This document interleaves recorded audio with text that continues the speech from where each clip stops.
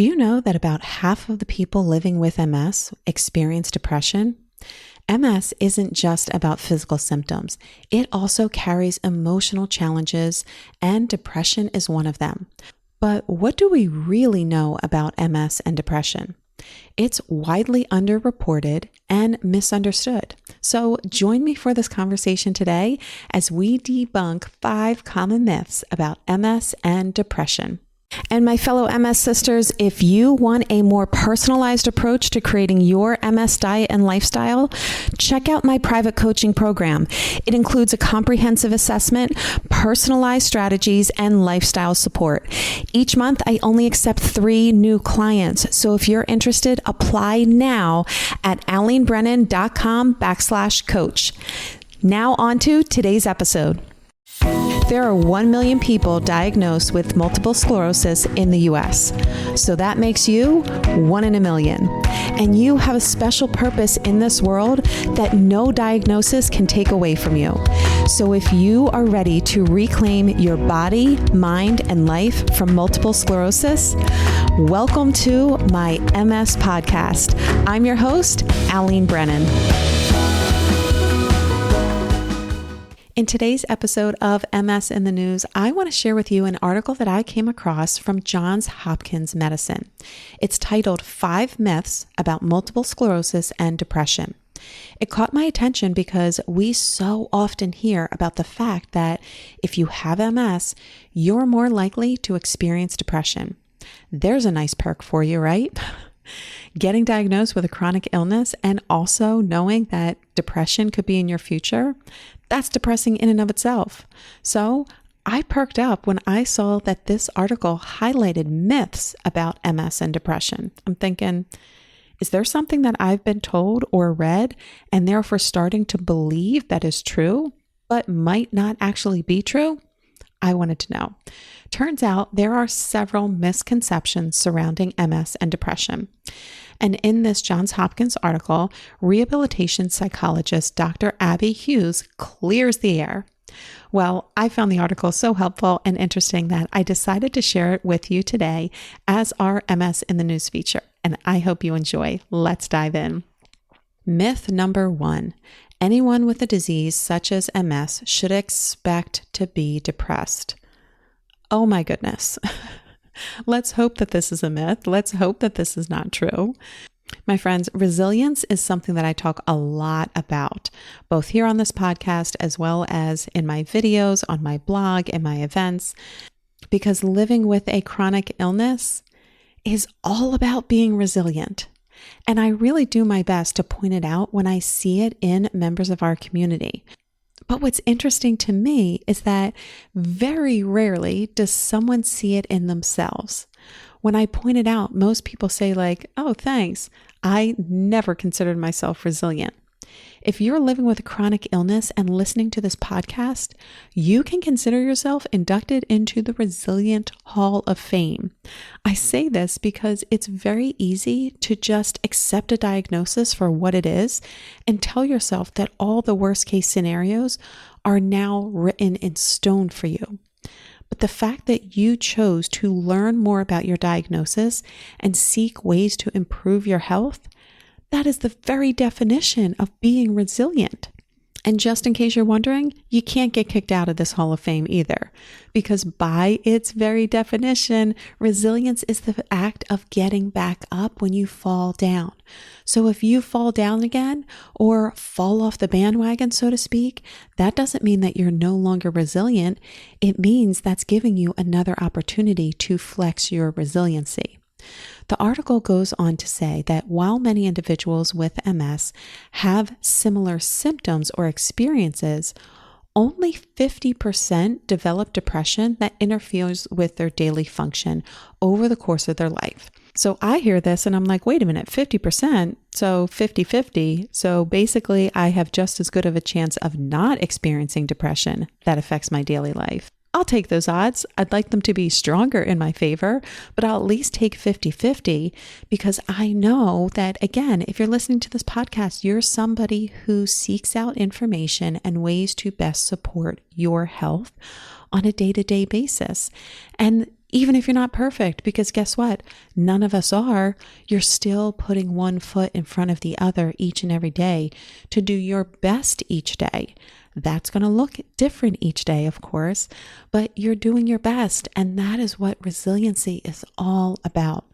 Dr. Hughes then points out that resilience isn't necessarily affected by the severity of MS either.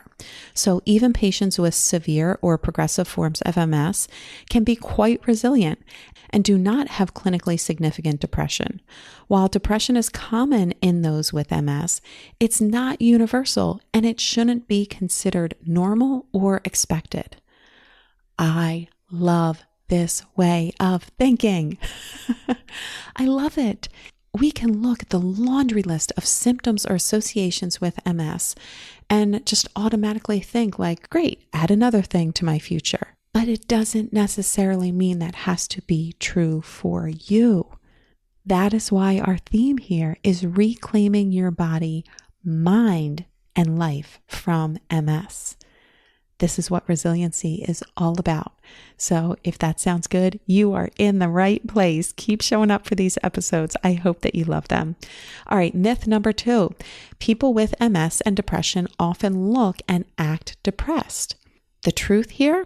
The truth is that depression in MS may look different than how you might expect depression to quote unquote look on someone.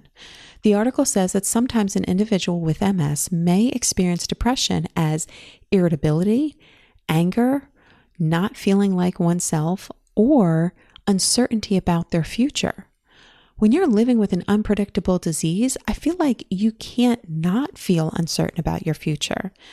But I'll be honest, that's not what I would put as like a definition of depression.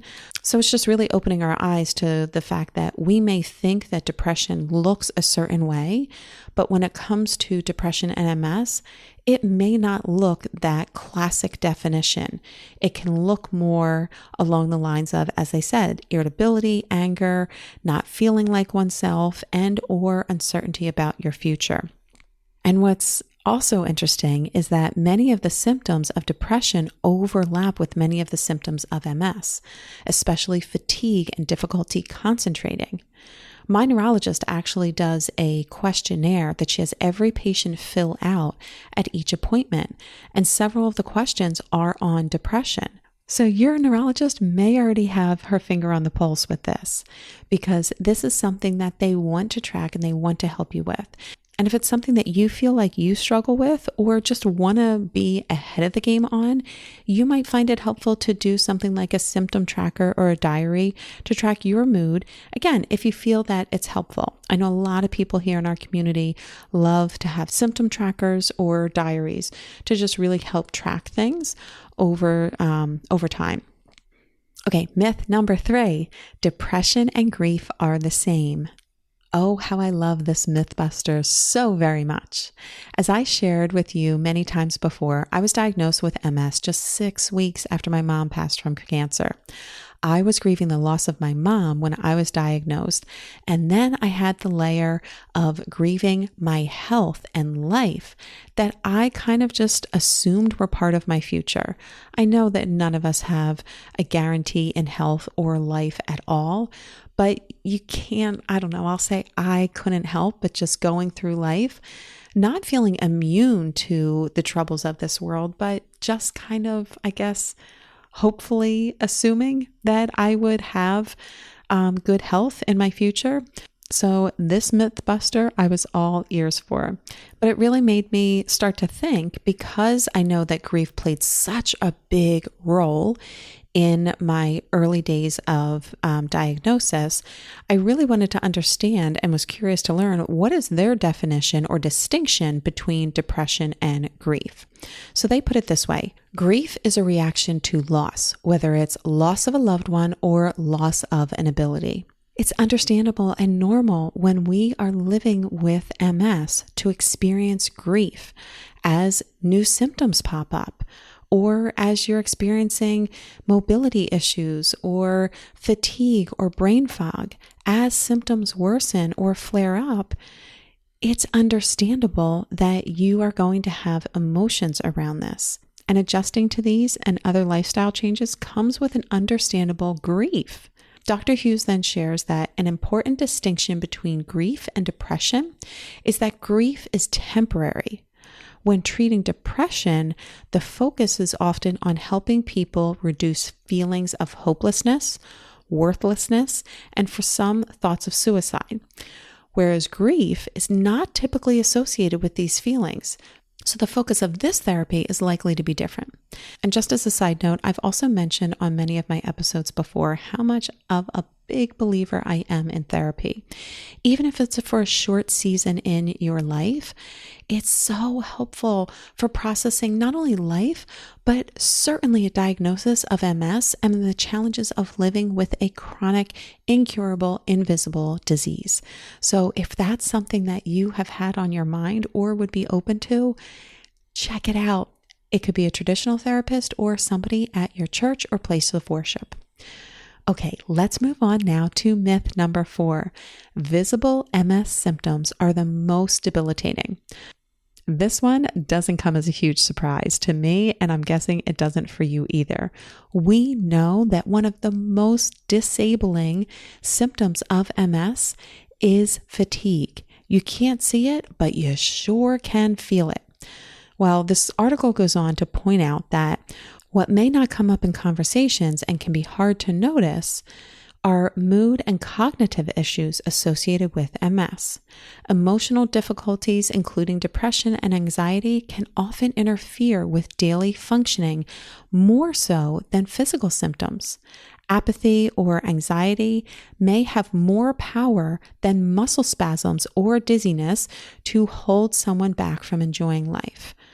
It's pretty wild to think about, but totally relatable. And again, as we're living this day to day, I think it's something that we can all say, yes, it's 100% understandable. It's not just the physical symptoms. It can be just as much the emotional difficulties that can interfere with our day-to-day life. So yes, this idea that visible MS symptoms are the most debilitating is 100% a myth.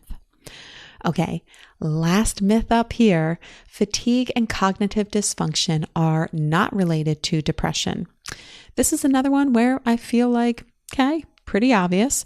MS fatigue is humbling and can feel quite defeating, as can brain fog. So of course it'll trigger emotions and affect both our mood and our mindset. The article actually states that fatigue is one of the most common symptoms of MS, but it can also be a sign of depression. And so can certain cognitive issues such as poor concentration and indecisiveness. MS can mask some of these depression symptoms, making it difficult to diagnose this condition. In addition to being a symptom of depression, cognitive issues may also lead to worsening depression. So MS may affect cognitive functions such as memory, attention, information processing, and reasoning. Problems with any of these functions can negatively affect a person's self-image and self-worth 100%. Dr. Hughes suggests cognitive evaluations as a way to keep track of cognitive changes.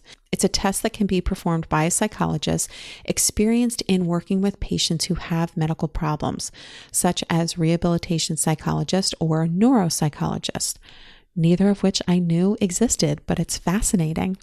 Dr. Hughes added, it's often a good idea to get these tests done at the first sign of difficulties, as it can provide a baseline for future comparisons. This evaluation can also help determine if treatments such as cognitive behavioral therapy or cognitive rehabilitation would be beneficial for improving fatigue, mood, and or cognitive symptoms. I had no idea that cognitive behavioral therapy or rehabilitation can improve fatigue and mood. I think it's obvious that it would, and I would hope that it would improve cognitive symptoms, but improve mood and fatigue, that's really interesting. Just hearing this, my eyes are open to therapies and treatments that I didn't even know existed before. That is why it's so important that we have these conversations openly about MS. That's why I'm so glad that you are a member of this podcast community, because we can learn all about this condition that we're living with on a day-to-day basis, but we get to learn each and every week all of the research that is going on to help us better understand it and have a brighter future. Okay, my friends, that's a wrap for this episode. I'm curious to know which myth stood out to you most. I love hearing from you. I love hearing your feedback on each and every episode. So send me a message over on Instagram or on my blog, alenebrennan.com. I would love to hear from you. Well, my friend, we've reached the end of this episode. Pick one lesson from today's discussion and put it into action now. It's time to reclaim your body, mind, and life from multiple sclerosis. And for more resources, events, and programs, head over to alenebrennan.com. See you on the next episode of my MS podcast.